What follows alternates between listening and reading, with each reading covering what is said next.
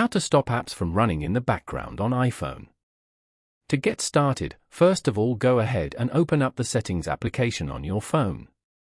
Settings allow users to customize, control, and secure your device. Once you're here, scroll down until you find the General option and tap on it.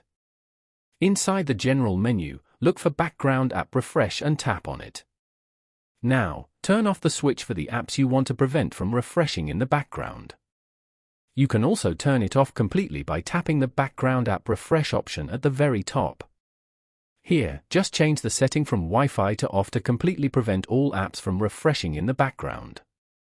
Choosing off is the most effective way to maximize battery savings from this feature. Following these steps, you can easily stop apps from running in the background on an iPhone. Thank you for watching. Please leave a like if this tutorial helped you, or leave a comment below if you have any questions related to the video.